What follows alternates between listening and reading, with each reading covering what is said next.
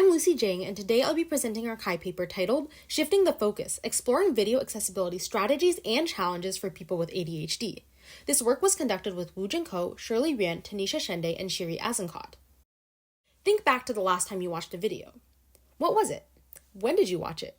You might even be thinking, well, this presentation is a video. It's clear that videos have become increasingly popular in today's digital ecosystem. In some ways, videos have become easier to access than ever. However, videos remain inaccessible to many disabled communities. Prior work has focused primarily on video accessibility for blind and low vision or deaf and hard of hearing audiences, investigating existing techniques such as audio description and closed captioning. However, much less research has explored how videos can be made more accessible to people with attention deficit hyperactivity disorder, or ADHD. ADHD is experienced by nearly 400 million adults globally. People with ADHD, or ADHDers, experience traits such as inattention, hyperactivity, and/or impulsivity.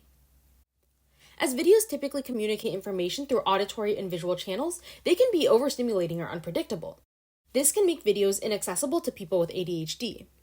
Prior work on video accessibility for ADHDers has examined their experiences with focus and attention compared to non-ADHD peers.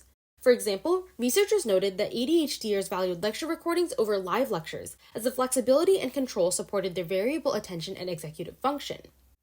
Others investigated how platform features can support ADHDers' information retention from videos. For example, Simpson et al. Highlighted how neurodivergent TikTok creators use captions to improve accessibility for fellow neurodivergent users, showcasing the impact of community-created access.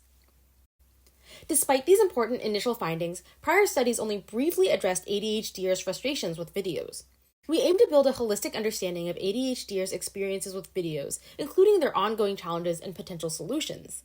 We consider video experiences across different platforms such as YouTube, Netflix, or TikTok, with different goals such as entertainment, education, or socializing, and using different access measures such as captions or audio description. As such, our research question is, what challenges do people with ADHD experience when watching videos, and what patterns and practices do they develop as a result? We specifically aim to answer 3 sub-questions. How do people with ADHD currently watch videos?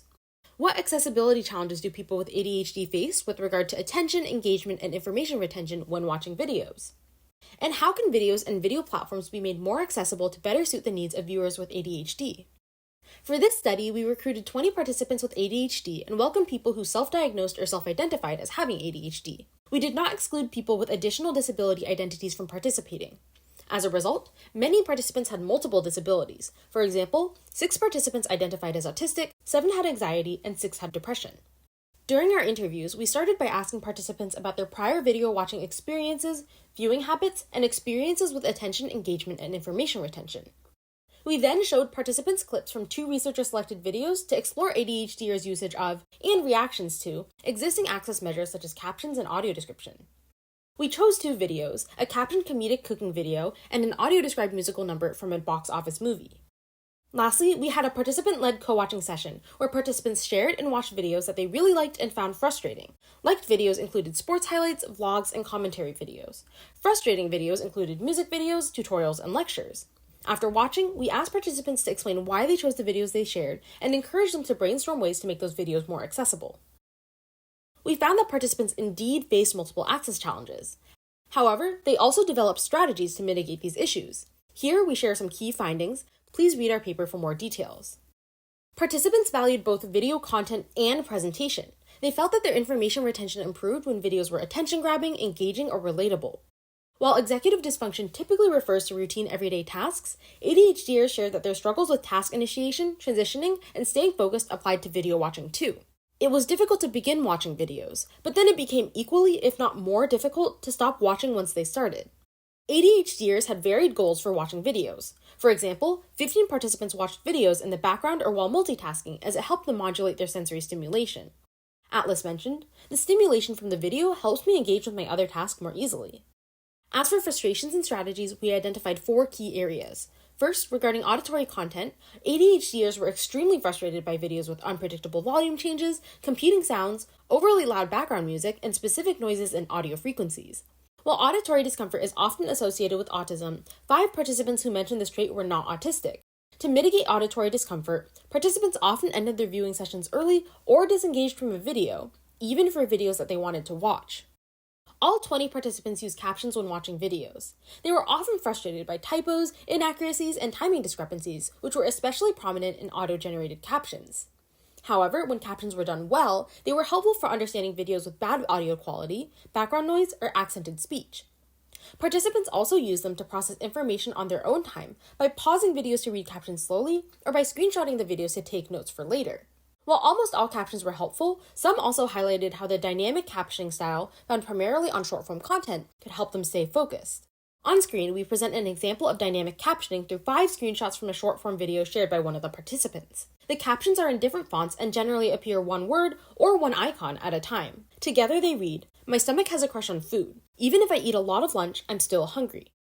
One participant emphasized that captioning was invaluable to them, and even referred to a joke that has circulated amongst online ADHD communities. For example, in r/ADHD memes, there's a meme featuring Velma from Scooby-Doo searching for her glasses, with the words, "My subtitles, I can't hear without my subtitles," superimposed on top. Regarding visuals, participants often disliked dimly lit videos or videos without vibrant colors. Talking head videos with one person on screen speaking to the camera were unstimulating and boring as well. Videos could also be inaccessible if they had overwhelming visuals, such as too many colors or too much movement. In general, though, participants thought visuals helped with conveying a creator's point, explaining ideas, capturing their attention, and improving their information retention. While most participants felt that audio descriptions were more distracting than helpful, 3 participants routinely used audio description to make visuals more accessible and interpretable. Lastly, participants were frustrated by overly slow or quick speaking speeds, and they found themselves rewinding videos due to zoning out. To address this, participants often sped up videos and used chapters, sections, or view peaks to skip to specific parts of a video. For example, on screen, there is a screenshot of the YouTube interface indicating which part of a video was the most replayed. Participants sometimes read video transcripts to reduce the amount of time needed to gather information from a video. Based on these frustrations and strategies, participants shared their desired video accessibility features. These included chapters, sections, and timestamps, additional information in a text format, video summaries, adjustable sound channels, more accurate captions and greater customization options, audio descriptions, and even tactile augmentations. Regarding video platforms, participants also disliked current designs. ADHDers felt that dark patterns significantly reduced their autonomy, and participants specifically noted that the cluttered interfaces of YouTube and TikTok exacerbated their tendencies to mindlessly consume content. For example, on screen, there is a screenshot of YouTube's interface, showing over 10 recommended videos, an advertisement, and other distracting elements. Based on our findings, we present design recommendations for both platforms and creators, as well as 3 ADHD inclusive design principles. In this video presentation, we will focus on a subset of our design principles. The principles are: 1. Designs should adapt to ADHDers' levels of focus. 2. Designs should utilize multisensory elements to support engagement. And 3. Designers should involve people with ADHD throughout the design process. Our first principle centers on adapting to ADHDers' levels of focus, as goals, motivations, and abilities may vary depending on time of day and external factors. We strongly suggest designing for adaptation and flexibility, given that hyperfocus can cause significant variation in ADHDers' motivation levels. Our second principle centers on utilizing multisensory elements to support engagement, while offering flexibility to adjust to each person's sensory thresholds. ADHDers felt that multiple information streams were helpful for information retention, and they often had faster information processing. However, these should be adjustable, as not all ADHDers are the same. What can be helpful and stimulating for one person may be completely overstimulating for someone else. We encourage you to read our paper for further discussion on the design recommendations, ADHD inclusive principles, and directions for future work. To conclude, we contribute empirical insights on ADHDers' frustrations, current strategies, and desired features for video accessibility. We share design recommendations for video platforms and creators to better support user agency and ADHDers' goals, and propose ADHD inclusive design principles to guide practitioners beyond videos and video platforms. Thank you for your time, and please read our paper and reach out if you have any questions. My email is lucja@uw.edu. Thank you.